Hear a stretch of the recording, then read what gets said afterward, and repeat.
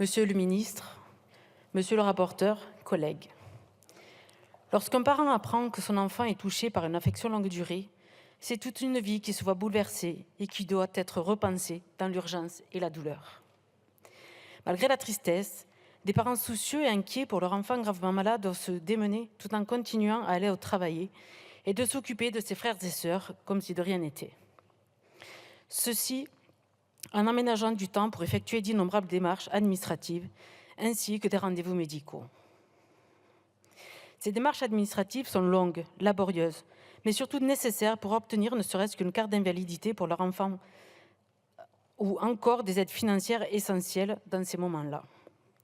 De la même manière, les rendez-vous successifs à l'hôpital ou chez les spécialistes sont éreintants et angoissants pour les enfants, mais aussi pour les parents, parfois peu rassurés par le personnel soignant, souvent débordé.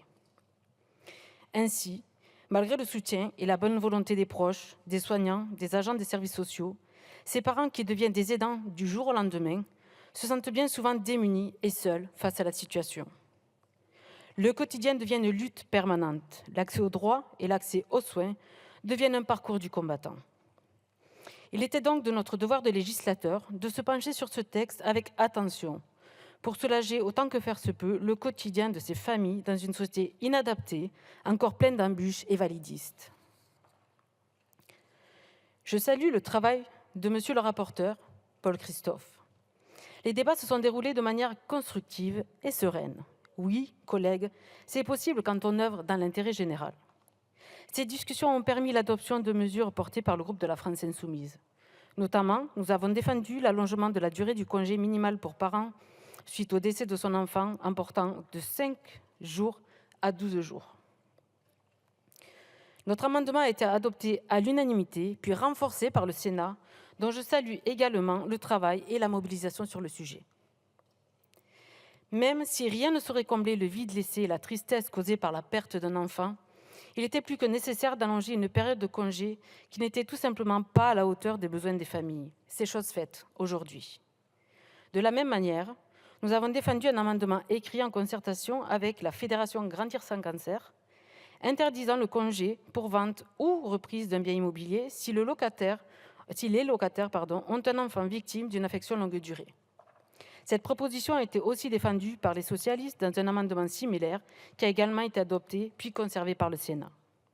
Plus largement, le texte protège des licenciements et des mutations les parents d'enfants atteints d'une affection longue durée et leur assouplit l'accès aux aides financières. Ces mesures positives énoncées, il est vrai qu'il nous reste d'autres chantiers à mener concernant les aidants et la prise en charge des affections longue durée. Ce que je veux dire par là, c'est que faciliter le télétravail pour les parents est une mesure qui va dans le bon sens. Mais considérer que le télétravail est la solution à tous les soucis n'en est pas une. En définitive, bien sûr, cette proposition ne lève pas toutes les difficultés qui s'érigent dans la vie des familles d'enfants touchés par une affection de longue durée, mais elle permet de garantir une protection accrue pour les familles concernées et de lever un certain nombre d'obstacles lourds et contraignants. De fait, le groupe LFI-NUPES soutiendra évidemment cette proposition de loi qui a su faire consensus au-delà des clivages. Je vous remercie. Merci, Madame la députée.